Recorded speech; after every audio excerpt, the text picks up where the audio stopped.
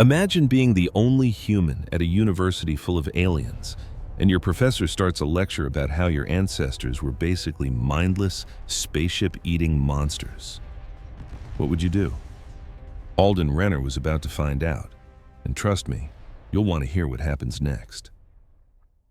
He was sitting in the front row of a lecture hall that looked like it was carved from a giant skeleton, trying his best not to fall asleep. He'd made the classic freshman mistake of sitting up front on day one, and now he was stuck there, pretending to be fascinated by the dust dancing in the projector light. The class was Xenohistory 301, Evolutionary Dead Ends and Collapsed Civilizations. It was the only elective that fit his schedule, and his advisor promised it would be an easy A. That was a lie. Up front, Professor Vrigg, who looked like a giant walking piece of petrified wood, was droning on. His voice was a low hum that made Alden's teeth vibrate, with glowing filaments drifting from his polished head instead of a face, and deep amber pits for eyes. The professor moved with a slow, tree-like patience that was putting everyone to sleep. Alden had privately decided Professor Vrigg was the living embodiment of a boring textbook footnote. "And so," Vrigg hummed, waving a branch-like arm at a flickering hologram, "we see the same pattern. When a species lets its aggression run wild, it collapses on itself, like a dying star."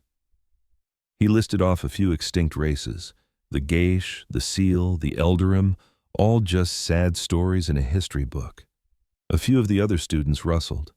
There were bird-like Valari, formless glibs that shimmered with color, and even some rock-skinned hermites. Alden tried to hide a yawn. He'd heard this story 1,000,000 times. Every advanced species in the galaxy loved to talk about peace right after they'd finished conquering all their neighbors. But the best example, Vrigg continued, with what Alden guessed was a flair for the dramatic, is the tragic case of the Terrans. Alden's head snapped up. His boredom vanished, replaced by a cold dread.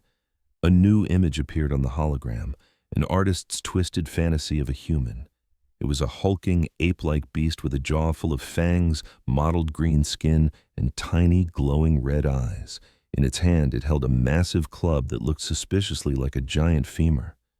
The Terrans, Vrigg said, savoring the word, or humans as they called themselves, were a classic case of a hyper-aggressive species.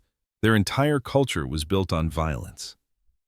The hologram shifted to a grainy old photo Alden vaguely recognized, a monster truck crushing a line of smaller cars. "According to our only probe that ever made it back," Vrigg explained, "this was their main war ritual. The lead tribe would build a giant metal monster, which our probe called a mangler, and use it to smash symbols of their enemies. Their main form of communication was just screaming at each other at the top of their lungs." A bird-like student behind Alden let out a terrified little chirp. Alden felt a crazy urge to laugh, but it got stuck in his throat. This was beyond wrong. It was insane. Their society was a mess of constant fighting and bizarre self-destruction, Vrigg lectured on, totally lost in his own bogus theory. They poisoned their own air and used up all their resources. But the final nail in the coffin, the ultimate proof of their savagery, came from that probe's final log. He paused for dramatic effect. The probe was damaged when it landed, and the Terrans swarmed it. "Its last entry is scrambled but clear," Vrigg continued. "It registered being taken apart. Its repair nanites activated, but the simple software logged the event as consumption by local life forms. The Terrans ate it." Gasps filled the room. Students squirmed in their seats. "They ate a thinking machine," Vrigg stated, his voice flat. "This is the ultimate proof of a species doomed to fail. We believe they wiped themselves out in a massive war not long after. A messy, brutal end for a messy, brutal people." Vrigg stood there, basking in the silence, proud of his brilliant deduction. The sheer stupidity of it all was making it hard for Alden to breathe. A monster truck rally was a war ritual? Humans ate a metal probe? He pictured a bunch of cavemen chewing on titanium, and a laugh bubbled up in his chest. He choked it down and slowly, deliberately raised his hand. But Vrigg just glanced at him, clearly planning to ignore him and wrap up his grand speech. Alden sighed. Politeness wasn't going to work. He cleared his throat and spoke, his voice echoing in the silent hall. Sorry, but we're still here." For 3 solid seconds, nobody moved. The words just hung in the air. Then, all at once, 100 alien faces turned to him in pure, unfiltered shock. A student made of rock literally fainted, slumping to the floor with a loud thud. A jello-like glib shrieked and melted into a terrified, shimmering puddle. The bird alien behind Alden screeched and scrambled away, her feathers puffed out in alarm. The room exploded into chaos. Students trampled each other trying to get away from him, away from the monster in the front row. Professor Vrigg was frozen solid, making a high-pitched whining noise like stressed wood, the sound of his entire career turning to dust. Alden didn't move. He just sat there as campus security, 2 massive armored guards, burst in with their plasma rifles ready. They saw the stampede, then they saw him, sitting alone, looking about as threatening as someone who'd just missed their bus. He slowly raised his hands, more tired than scared. Well, he thought to himself, this is going to be a whole lot of paperwork. The observation room they put him in was weirdly calm, with soft white walls and a single chair that felt like a blob of warm clay. He was basically a museum exhibit now, titled Living Fossil. Every few hours, a slot in the wall would open and slide out a bowl of beige protein paste and some water. They'd given him a data tablet loaded with thousands of years of painfully boring alien poetry and a game about sorting shapes by their mood. He was actually getting pretty good at spotting a sad dodecahedron. He was halfway through his 3rd bowl of protein paste when the wall chimed and rippled, turning into a screen. It was the bird-like student from his class, Talia. "You," she chirped, her voice translated by his implant. "You are the Terran." "Alden Renner," he said, pushing the beige goo away. "And you're Talia," she replied, her crest feathers fluttering. "I need to apologize for how everyone reacted. That was not very academic of us." "It's fine," Alden said with a slight smile. "I guess it's not every day your history lesson starts talking back to you." A series of rapid clicks came from her, which his implant translated as laughter. "Indeed," she said. "I've been looking at the security logs for your room. The lockdown is pretty serious, and yet you managed to get a call out to me. Your room is on the university's academic network, isn't it?" Alden just grinned. This was going to be fun. The computer system had a legacy backdoor for sharing data, a flaw the university always seemed to overlook. Getting past it was a fun little mental puzzle. "Glad I could be a walking anomaly for you," Auden said with a dry tone. Talia leaned into her comms device, her eyes locked on him. "Could I ask a few follow-up questions? Your biology seems to completely contradict the official historical record." "Go for it. Is your jaw strong enough to chew on processed metal alloys?" Auden quipped. "No, I get plenty of iron from leafy greens and the occasional steak. This is fascinating. The record says your species communicates through ritualized screaming. Is the way you're talking now a recent evolutionary change, or were the original probes just wrong?" "Let's go with deeply, deeply wrong." "And what about the mangler, the great metal beast used in your ritual warfare?" "That was a monster truck rally," Auden explained, rubbing his temples. "It was just for fun. People would drive these huge modified trucks over smaller, older cars. They were loud, kind of dumb events where, for the most part, nobody really got hurt." Talia's crest feathers twitched as she tried to make sense of it all. After a long silence, she said, "The gap between the accepted Terran myth and what you're telling me is statistically significant. It's a bombshell.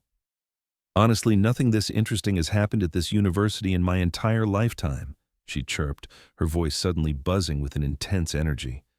"Professor Vrigg built his whole career on the Terran myth. You just destroyed his life's work with a single sentence." "I was just trying to get through a lecture," Auden sighed. "The administration is going to try and cover this up. They'll try to label you a fake, a genetic mutation, or some kind of elaborate prank from a rival school. They can't stand a contradiction this massive," she said, her expression growing sharp. "I can help you. The truth is the most important thing in academics. Help me how? I have access to the university's main data archives, Talia said. All of them. We'll find the original survey data, the report that started this whole Terran myth. We're going to uncover what really happened. Auden looked at her eager, curious face. Here he was, alone, basically a prisoner on an alien world, and the entire galaxy was convinced he was some kind of baby-eating monster. A brilliant, nosy alien academic was probably the best ally he could have ever wished for. Okay, Talia Shavine, he said, and for the first time since this whole nightmare began, he smiled. Let's go digging. Administrator Filk, a mid-level bureaucrat of the Gloopklip species, decided his morning was officially ruined. A Priority 1 red flag case file had just landed on his main data slate with the electronic thump of a dying star. Its arrival made the slate vibrate so hard it knocked over his third cup of Keist for the shift. He was a short, multi-limbed creature, like a frantic mix of an otter and a spider. 4 of his limbs held data slates of different importance. A 5th clutched his still full drink, and he used the 6th to scratch a patch of fur behind his head that was perpetually stressed. The file's title was a sign of pure bureaucratic doom. Species Status Query. Terran designation, Pre-FTL Quarantine 4. Cross-reference, University Security Incident 84 Gamma. Flisk's fur stood on end. Quarantine 4? That classification was so ancient it felt like it was carved on stone tablets. The protocol was simple. Aggressive pre-FTL species, approach prohibited, engagement prohibited, permit self-destruction. Regulations demanded these files stay buried. They were the bureaucratic version of a septic tank. You know it's there, but you are strongly advised not to poke it with a stick. With a low groan, he used a spare limb to tap the file open. The document was a digital train wreck, a chaotic mix of ancient scan data, contradictory notes, and so many warning flags they blocked out the original text. The main document was a horribly panicked report from a Mark III surveyor probe. Flisk shuddered. Mark IIIs had a well-known history of sensor glitches and terrible translation errors. They were the entire reason Regulation 11B existed. Always use your best resources for first contact. The report had flags for every warning imaginable: biohazard, extreme aggression, unpredictable technology, and his personal favorite, sentient machinery consumption risk. The last official update written by a human was from 93 standard years ago. A chime from his comm unit cut him off. The face of his direct boss, Chief Administrator Plor, appeared. Plor was an Earmite, and his face, a series of calm, fleshy folds, had all the expressive warmth of a rock. "Flisk," Plor rumbled, "you have the file. The file has graced my desk with its disastrous presence." "Yes, Chief Administrator," Flisk said, his voice a series of rapid-fire squeaks. "It seems we have misplaced a species of machine-eating savages." "We have misplaced nothing," Plor corrected, his voice like the slow grind of stone on stone. "There appears to be an administrative discrepancy. A student at Aiket University claims to be one of them." "A student?" Flisk squeaked. "How does a creature from a Tier 4 quarantine world enroll in a university? Did he fill out the intersystem admissions form 79 Delta? Was it notarized? Because the paperwork for a quarantine species is an absolute nightmare." "That," Plor said, "is what you will find out.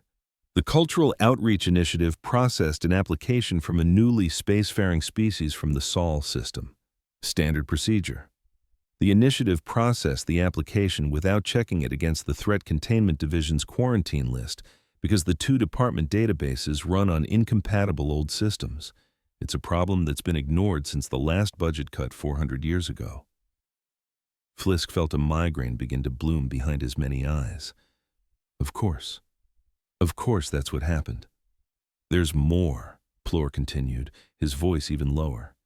"The official monitor for the Sol system, stationed out in the Oort cloud, has been filing an automated no significant change report every single week for the last 93 years.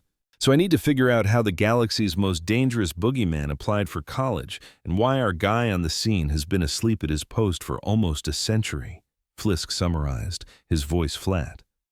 Handle it, Plor ordered, and be quiet about it. The higher-ups are worried this could be a major public embarrassment. The connection ended. Flisk stared at the cursed file. He chugged his caffeine in one long gulp, the hot liquid burning his throat. He needed a lot more. This wasn't just a case file. This was a festival of incompetence, career-ending, spread across multiple departments and spanning the entire galaxy. And he was standing right at ground zero. With a sigh that ruffled the fur over his entire body, he set his other slates to auto-sort and focused all his limbs on the Terran file. This was going to be a long day. Auden sat in front of a panel of university deans. The room was small, dark, and smelled like old books and judgment. Professor Vrigg, standing off to one side like a brooding statue, held Auden's glare. The octane was humming with that low, angry energy again. "So you are sticking with this story," said the head dean, an Emite named Dean Olin. Her voice was a low, resonant rasp like boulders grinding together. "You claim to be a human from the planet Earth." "That's where I was born," Auden said, keeping his voice steady. "I've got the birth certificate to prove it. It's on my student file." "A document can be easily faked," Vrigg snapped, his voice shaking. "This is obviously an elaborate hoax, a pathetic grab for attention by pretending to be a member of a dead species. I demand he submit to a full biological scan. We have to confirm his freakish and most likely engineered nature." Auden leaned forward. "With all due respect, Professor, your entire theory about my people is based on one single, panicked encounter from centuries ago. One data point is just a story. You need more to call it a pattern." "It was a verified compact survey," Vrigg shot back. "A Mark III survey, wasn't it?" Talia's crest feathers twitched suddenly. "Those models had a reputation for sensor ghosts and mistaking weather patterns for life forms, right? How many sentient gas clouds did the compact try to offer trade deals to because a Mark III misread a weather balloon?" A few of the deans shifted in their seats uncomfortably. The Mark III mess was a famously embarrassing chapter in the compact's history of exploration. And this probe, Auden pressed on. It landed in the middle of what was probably a human settlement in its pre-industrial age. If you thought a planet was full of monsters, would you send your best diplomats, or a drone that was cheap, terrified, and half-broken to begin with? Dean Olin steepled her blocky, mineral-covered fingers. "The student raises a valid point about the integrity of the data. The source is weak." "Weak?" Vrigg's voice rose in pitch. "It is the foundational text on predatory societal collapse. It is a single, unconfirmed report from a model of probe known for being unreliable," Olin cut in, her voice firm. "We are tabling your request for an invasive biological scan, Professor. The subject is now under the jurisdiction of the Galactic Compact. Their investigators will take over the matter." Vrigg looked like he was about to vibrate into pieces. He made a buzzing sound of pure fury. "Procedure must be followed," Olin rumbled. She turned her stony eyes to Auden. "Security will take you back to your rooms. You are to be kept isolated from anyone outside the university until the Compact's people get here. Is that understood?" "Understood," Auden said. 2 security guards escorted him out. As he walked past Talia, one of her crest feathers twitched in a very specific way. He understood the message perfectly. Phase 1 complete. The chaos is escalating beautifully. Model saw. It was a tiny victory, but it felt monumental. He had managed to crack the rock-solid certainty of a galactic bureaucracy, which was basically a revolution. After 5 days under observation, they finally let him make a supervised call home. The faster-than-light connection had this frustrating multi-second lag, making the conversation feel totally disjointed, like they were yelling at each other across the Grand Canyon. But seeing his parents' faces on the screen, all pixelated and worried, was the best thing he'd seen in weeks.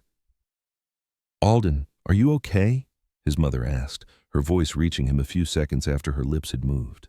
"I'm fine, Mom," he managed, forcing a smile. "The rooms here are actually great. Food's a little boring, kind of like staying in a super fancy minimalist hospital." "Your father told me what you said in your last message," she replied. "He thinks it's funny." Just then, his dad's face popped into the frame, grinning from ear to ear. "Funny? It's hilarious. So let me get this straight. These big, scary aliens think we're some kind of extinct space orcs who munch on toasters for breakfast?" "Something like that," Alden confirmed, the audio lag making the whole thing feel surreal. "And you decided to tell them we're still around?" His dad's voice crackled. The video showed him slapping his knee, laughing. "That's my boy, stirring up trouble on a galactic scale. Robert, this is serious." He heard his mom scold his dad a moment later. "He's in custody." "It's more like concerned observation, Mom," Alden tried to explain, wanting to calm them down.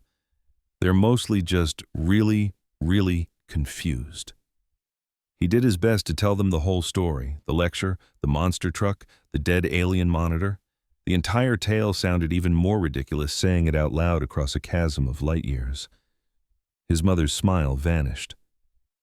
"The government called. The real diplomats. They're on their way." "They said this is a delicate situation," Alden murmured. "I know. I'll be careful." "You better be," she said, her voice catching. "Just stay safe, honey." "I will, Mom. I love you guys." "We love you too, son." His dad's voice came through, all the humor gone. "Knock 'em dead, figuratively."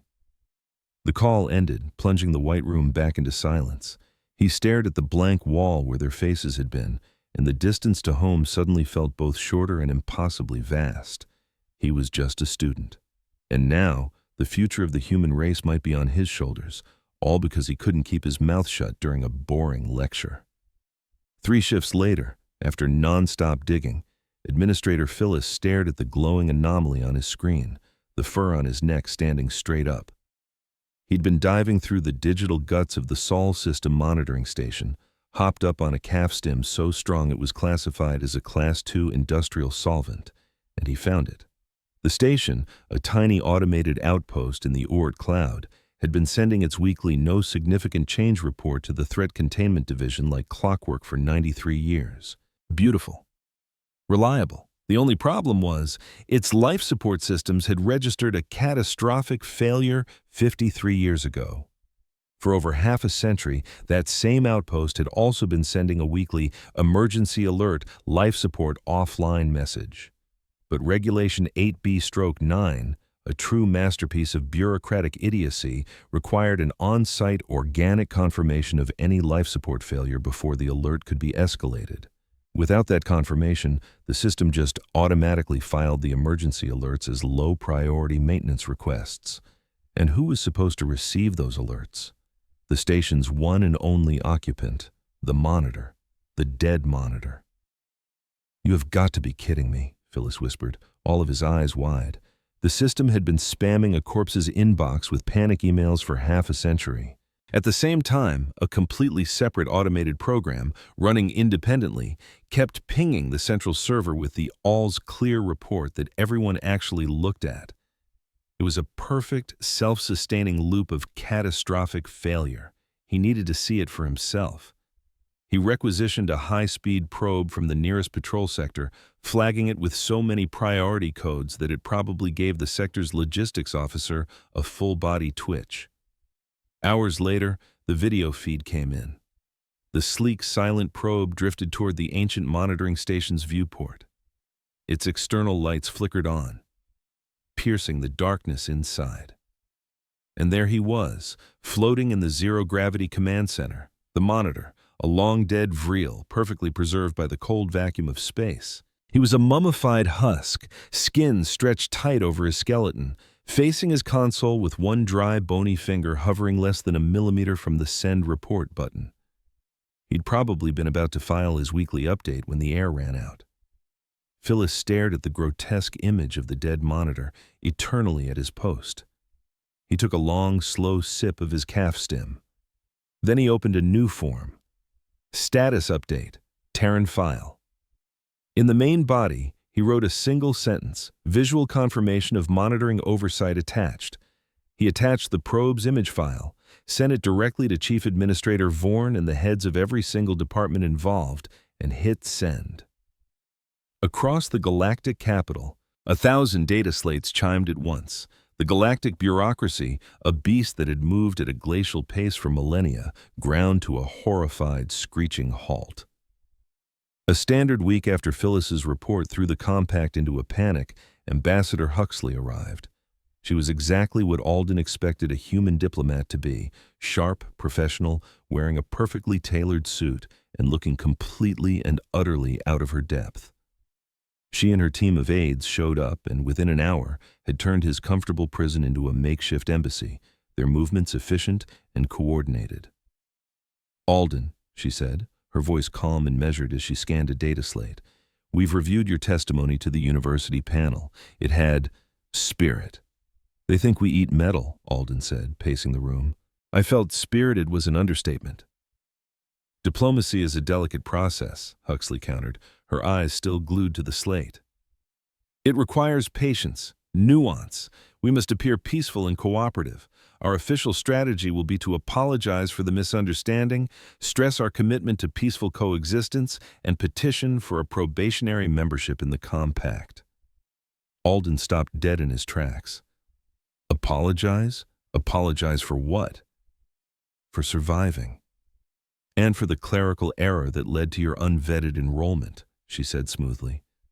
"We take the blame for the paperwork. It's a gesture of goodwill. It shows we're reasonable." "They'll see it as weakness, not reason," Alden argued, his fists clenching. "They have a myth about us being monsters, and now the monster is politely asking to be let in the front door. It just confirms everything they already believe. They'll think it's a trick." "That is a risk we'll have to take," Huxley said, finally looking up at him, her expression firm. "This is procedure, Alden. We go slow. We build trust. We avoid making waves." Before Alden could argue back, a soft chime filled the room. A hard light projection bloomed in the center of the chamber, forming a glowing, ornate scroll. "An official summons," Huxley said as she read it. For the first time, her professional composure cracked, a web of fine lines appearing around her eyes. "What is it?" Alden asked. "The news about the dead monitor." "It's leaked," she said, her voice barely a whisper.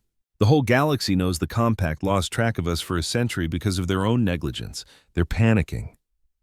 Huxley shook her head. "No, they're deflecting. To save face, they're calling a special tribunal in the Grand Chamber. They're reframing their own bureaucratic screw-up as an evaluation of an emergent Terran threat." She looked at Alden, her eyes wide with shock. "They're putting all of humanity on trial, and they've summoned you as the primary witness."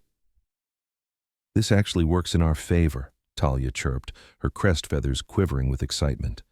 They were huddled in a secure study area in the university library, surrounded by walls of glowing ancient texts.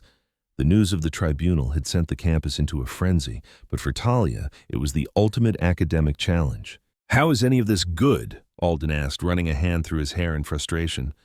"I'm about to get cross-examined by a council of aliens who think I'm one step above a rabid dog." "Because you've changed the whole game," she explained, her talons tapping and swiping across a data sleeve. "This isn't an academic debate anymore.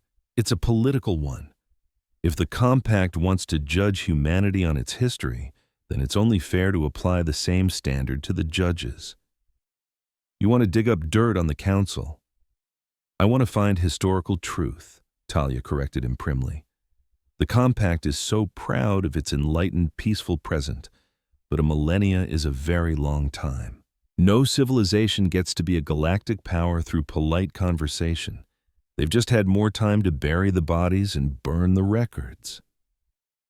Her access to the university archives was like a skeleton key to galactic history. The compact had sealed the most sensitive files, of course, locking them away behind security mandates. But Talia wasn't looking at the files, she was looking at the gaps. "Here," she said, pointing a delicate claw at a line of text, "a respected Ekalan history of their early spacefaring era. It mentions the Gahnarl Consolidation, a period of rapid territorial expansion. The footnotes for that entire chapter cite a dozen source texts, and every single one of them ends with the same notification.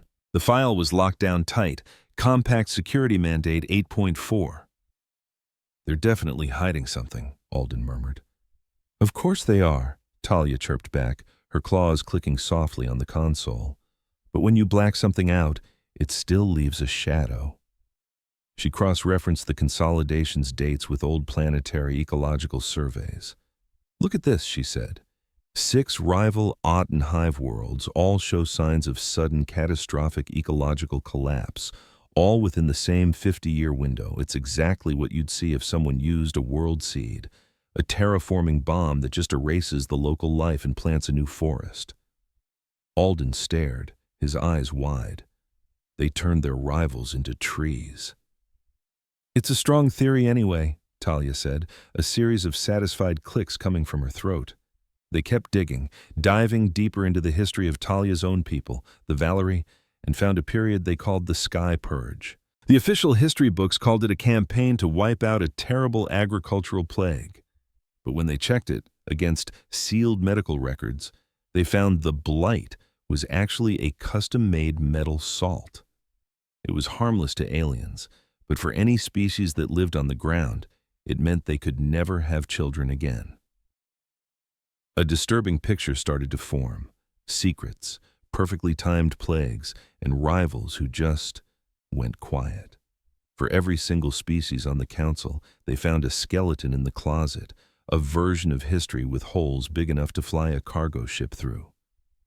Alden kept taking notes, not even sure how he could use this.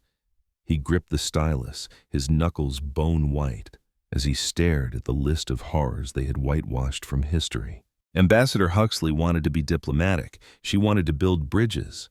But Alden had a growing suspicion that the only thing these aliens would respect was being shown a mirror. He was a freak show. The news networks were going absolutely wild over the living fossil. Drones hovered outside his window day and night, their camera lenses trained on him. He'd become the galaxy's biggest reality star, a walking, talking myth. Talia, the ARDA analyst, showed him the feeds. The coverage was a total circus. Sensational news reports showed cheesy actors in ridiculous monster suits, growling and chewing on fake spaceship parts. Conspiracy nuts were claiming he was a lab-grown super soldier leading a secret invasion fleet from Earth. Professor Vrigg was on every scholarly channel, practically buzzing with rage about hoaxes and the death of academic integrity. But something else was bubbling up too. A small but growing human rights movement made up mostly of college kids, rebels, and species who already had a bone to pick with the Council's old guard.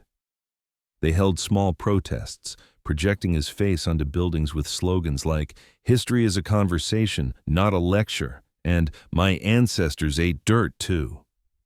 Public opinion is splitting right down the middle, Talia observed, her head cocked to one side.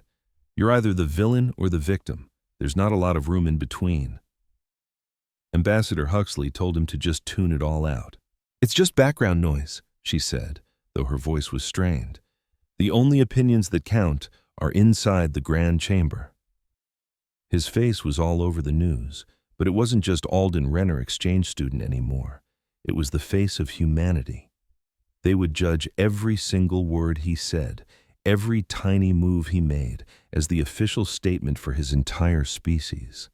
The burden of 8 billion lives, past, present, and future, was settling on his shoulders, and he felt like it was crushing him. Meanwhile, Administrator Filk typed the last sentence of his report. For the first time in weeks, his office was silent. Even the cappist brewer in the corner had finished its job. The report was a masterpiece of brief, factual, and absolutely soul-crushing prose. It laid out, in painful detail, the decades of screw-ups, the monitoring station's broken automation, the automated error reports that had been pinging a dead man's email for years, the catastrophic failure to communicate between cultural outreach and threat containment. There were the budget cuts that left the databases to rot, and the chain reaction of small mistakes that had cascaded into one massive oversight. He used completely neutral language, letting the facts themselves scream the accusations from the page. His official recommendation was short and, he knew, completely pointless. Item 1. A full posthumous reprimand of Monitor Volto for failing to maintain operational status. Item 2. A system-wide reprimand of all departments involved for gross procedural negligence. Item 3.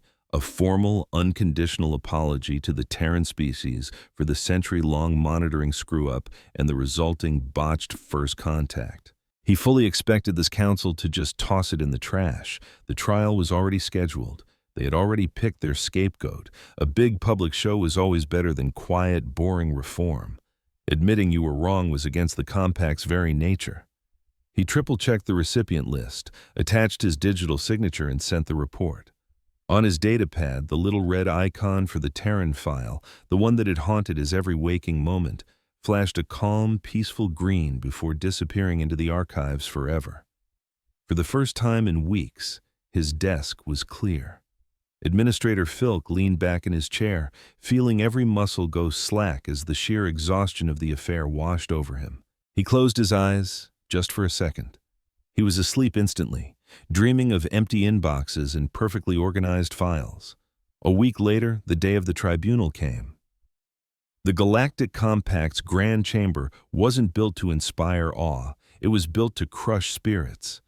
It was a giant, cavernous bowl carved from non-reflective black stone, so huge you couldn't even see the other side through the gloom. Hundreds of pods, each representing a member species, floated in silent, tiered rings around the chamber. It felt less like a courtroom and more like a tomb. Alden walked beside Ambassador Huxley, his footsteps echoing in the massive space. He could feel the weight of thousands of eyes pressing down on him. It was a collective stare of curiosity, fear, and disgust. He was a bug under a microscope. On a high, single platform in the center of the room sat the tribunal, led by the Catherian concordance speaker, Asildra. She was less a single creature and more a walking, talking colony, a living, shifting pillar of what looked like fossilized coral. Her body was so matte it seemed to absorb light, making her edges look blurry. When she moved, it was with a slow, grinding motion that spoke of immense awe, like a mountain deciding to shift. Speaker Asildra raised a gavel of polished black stone and brought it down on a matching stone block. The sound was a deep, final thud that vibrated right through the floor and up Alden's spine. Humanity's trial had officially begun. Ambassador Huxley's opening statement was a masterclass in diplomacy. It was eloquent, it was reasonable, and it was completely useless. She talked about second chances, about the need for communication, and about the potential for a great partnership between humanity and the Compact. The chamber was dead silent. Alden scanned the faces in the floating pods. Not a single expression changed. They were listening to her the same way a scientist might listen to the chirps of a newly discovered insect. When she was done, Speaker Sildra leaned forward. The movement made a low, grinding sound, like continents rubbing together. Her voice, when it came, was the same, a slow, heavy rumble, as if she were pulling each word up from the planet's very core. "We acknowledge your appeal to emotion, Ambassador," Asildra grated. The universal translator did its best to capture her tone, finally settling on glacial condescension. "However, the facts are what they are. The Compact flagged the Terran species as extremely aggressive. Your own historical records, patchy as they are, show centuries of constant internal warfare." "We've moved beyond that," Huxley said, her voice strained. "We learned from our past." "Did you?" Asildra rumbled. "Our records show you spread to every solid body in your solar system in less than 3 of your centuries. That's a speed of expansion that screams unchecked ambition. It's a pattern that matches the early stages of every fallen empire this Compact has ever had to deal with." Huxley tried to reason with them, to explain the context of the Cold War, the space race, the simple desire to explore. But her words just slid right off the tribunal's wall of certainty. They weren't there for a conversation. They were there to confirm what they already believed. They took her politeness for dishonesty, her attempts at nuance as a confession of guilt.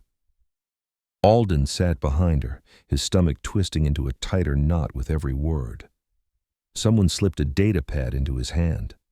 It was Huxley's notes, talking points for him, stress peace, show regret for the misunderstanding, bow to the compact's wisdom. He glanced down at the polite, useless sentences. Then he looked up at Speaker Sildra's unmoving, ancient face and knew, with a sinking feeling, that they were going to lose. Huxley's way wasn't working. They were trying to argue with a brick wall, and that wall was about to come crashing down on them. "This tribunal has heard the empty pleasantries of your designated diplomat," Speaker Sildra boomed, dismissing Huxley with a slight grinding shift of her body.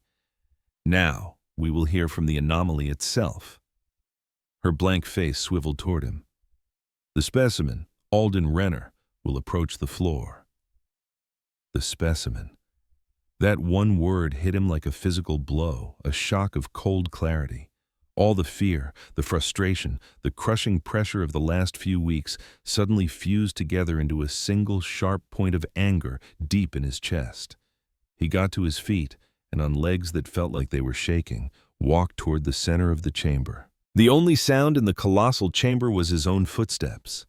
He could feel Ambassador Huxley's stare, along with the crushing weight of 1,000 alien glares, 1,000 years of pure prejudice. He finally stopped on a circular platform right beneath the council's dais and looked up at the monolithic giant known as Speaker Eldra.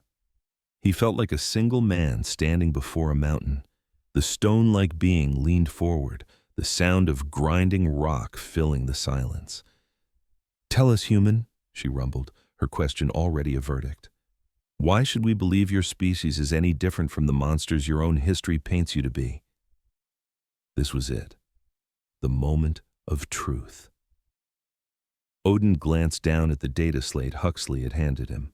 It was filled with carefully crafted talking points, polite diplomatic phrases, and desperate pleas for understanding. He imagined himself speaking those words, his voice swallowed by the vast dead chamber, and he knew, with absolute certainty, they would fail. It would be like trying to reason with a tidal wave. He looked up at Speaker Iodra's ancient, unreadable face. Her decision was already etched in stone. The other council members were just as impassive, their expressions dripping with judgment. This wasn't a trial. It was a sentencing. Suddenly, his breathing evened out.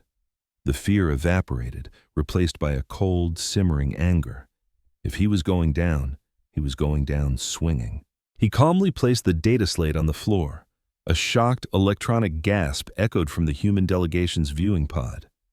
He shot a look over at Ambassador Huxley. Her face was a mask of pure panic.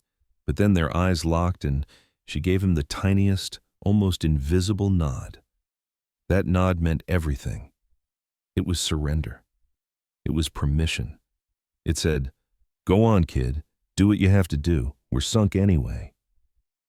Odin took a deep breath and stared directly at the spot where Speaker Eldra's eyes would be, if she had them. He let the silence hang in the air, forcing them to wait, forcing them to pay attention. "You want to know why you should believe we're civilized?" he asked, his voice ringing out, clear and steady. "The real question is, why should we believe the same of you?" A ripple of disbelief washed through the chamber. No one expected that. "You asked me to answer for my history," Odin pressed on, his voice growing stronger. "You want me to apologize for a history book that you wrote? Well, let's talk about that book. You wrote the original manual on how to be monsters. You just burned the pages you didn't like." The chamber exploded in outrage, but Odin wasn't finished. He tore his gaze away from the speaker and scanned the floating pods, his eyes landing on the delegation from Okat. He saw Professor Vrigg, his woody skin practically vibrating with indignation.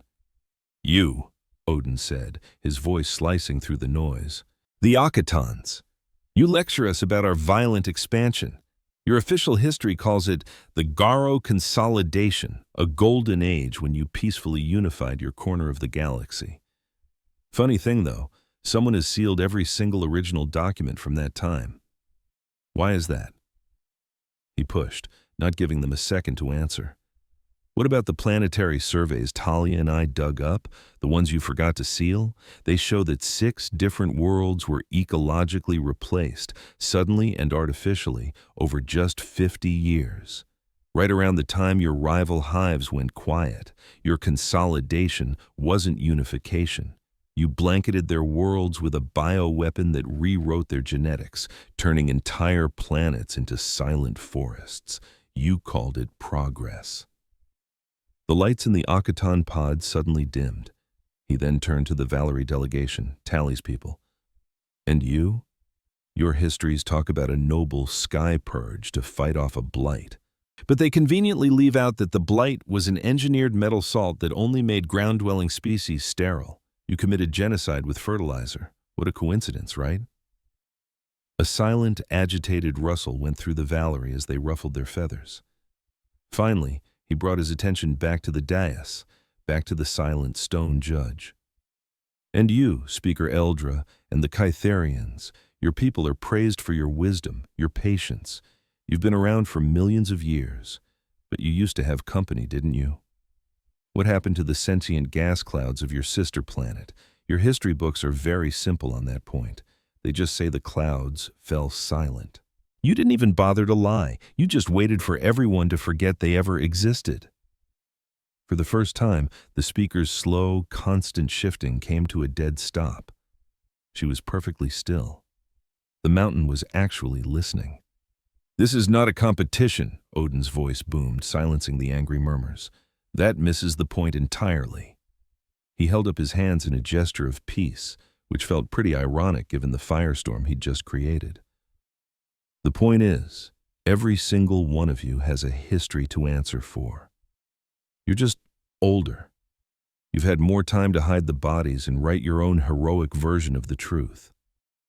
He paused, letting his voice soften just a little. "Yes, humanity had horrible wars. We committed unspeakable acts against ourselves. We built weapons that could crack our own planet in half. We poisoned our air and water. We almost wiped ourselves out a dozen times over. We know exactly what we are because our history is a raw, open wound that we look at every single day. We teach it to our children. We build museums to our greatest failures. We carry that weight with us, a constant, painful reminder of what we're capable of, so we can fight every day to be better than we were." He looked back up at the silent speaker and the entire assembly. "You all have those same scars. You just pretend you can't see them. You cover them up and call it wisdom. You judge us for a past we're fighting to overcome, while you live in a present built on a past you won't even admit exists." The chamber was utterly silent. His accusation hung in the air like a physical weight. "So that's your choice. You can work with a flawed, scarred, but hopefully improving people to build a better future together. Or you can sit on your mountain of forgotten bones, judge us for the crime of having a history you can still see, and prove that you haven't grown at all. You can prove you're the very same monsters you claim you outgrew. The choice is yours." He was done. The words echoed and faded into the immense silence. Odin stood there, breathing hard, his hands clenched into tight fists. The adrenaline rush was gone, leaving him feeling shaky and hollowed out. He had done it. He had yelled at the mountain. But the silence that followed was different. It wasn't just quiet. It was heavy with shock and condemnation. 1,000 years of comfortable, self-righteous beliefs had just been shattered. He had held up a mirror, and no one liked what they saw. Speaker Eldred just stared at him for what felt like an eternity. The living statue was completely still. Then, with a slow, grinding sound, she raised her gavel of polished black stone. She brought it down with a resonating boom. "This tribunal is in recess." Her voice was flat. The condescending tone was gone. It was just heavy. She turned, a motion that took several long seconds, and glided away from the dais. The mountain had retreated. Odin stumbled back toward the human pod, his legs feeling like jelly. Ambassador Huxley was just staring at him, her mouth hanging open, her entire diplomatic strategy completely up in smoke. She looked at him with a mixture of terror and stunned awe. Far away, Back at her university, Talia Shavine watched the whole thing on a live feed. Her crest feathers fanned out in a shimmering display of color. Odin hadn't just offered a defense, he had proposed a new, terrifying, and completely compelling theory about the galaxy, and in doing so, he had changed it forever. They were led to a comfortable waiting room, a gilded cage to hold them until the verdict came. Ambassador Huxley paced nervously, her eyes fixed on the wall. "You may have just saved our entire species," she said, her voice tight. "Or you just signed our collective death warrant." "Felt like it was worth a shot," Odin mumbled, collapsing into a plush chair, completely drained of energy. Before Huxley could respond, the door chimed and slid open. A young Akatan diplomat stepped inside. You could tell he was young. His woody fibers still had the bright sheen of youth. His eyes were locked on Odin. He walked straight to him and gave a stiff, formal bow. "Your words," the Akatan buzzed quietly, "had measurable merit. My people have been silent about the consolidation for many generations. Perhaps it is time we spoke of it." He set a data slate on the table in front of Odin, a preliminary proposal for a technological and cultural exchange, should your species be available for such things. He bowed again and left as quickly as he arrived. Huxley stared at the slate as if it were a venomous snake. The door chimed again. This time it was a Valari academic. Her crest feathers were held in a posture of deep respect. She wanted to debate the ethics of interacting with pre-industrial societies and the philosophy of inherited guilt. She was followed by an envoy from the Glib-Glibs, who scurried in, offered a frantic bow with all of his limbs, and formally apologized for an unfortunate monitoring oversight on his bureaucracy's part. As a personal apology, he offered a lifetime supply of high-grade coffee beans. One by one, a small stream of delegates trickled in, each one looking at them with a new, wary curiosity. Odin's speech hadn't won them allies, not yet, but it had earned them something far more valuable: respect. He had forced them to see humanity not as a monster, but as a mirror. The galactic dam of prejudice was still standing, but he had just put 1,000 cracks in it. When Speaker Aildra finally reconvened the tribunal, the whole feeling in the grand chamber was different. The cold silence was gone, replaced by a low hum of debate coming from the floating pods. The air of arrogant certainty had vanished, leaving behind a thick fog of uneasy self-reflection. Imagine standing trial for your entire species. That's where Alden was, a lone human in a vast chamber filled with stone-faced aliens who had already decided his people were galactic-level threats. The lead judge, Sildra, was as unmoving as a mountain, but Alden could swear he saw a crack in her stony confidence. When she finally spoke, her voice was a low rumble, but the words were a shock. "This tribunal has reevaluated the evidence presented," she grated out.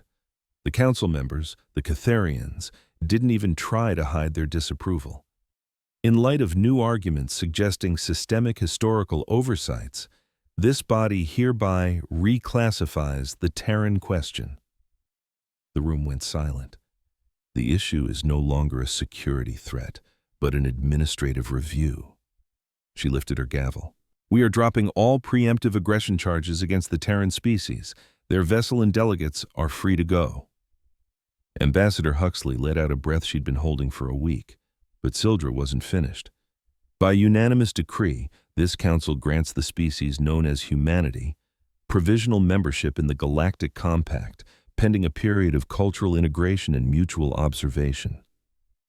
It was a partial victory, a foot in the door. They were on probation, but they were in. A wave of pure exhaustion washed over Alden. Weeks later, he walked back into the amphitheater for his History 301 class.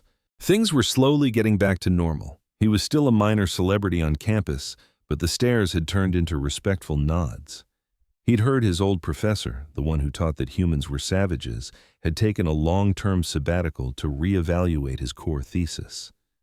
A new professor stood at the front of the room, a young, energetic Valari with bright, curious eyes. Behind her, the topic of the day lit up the screen.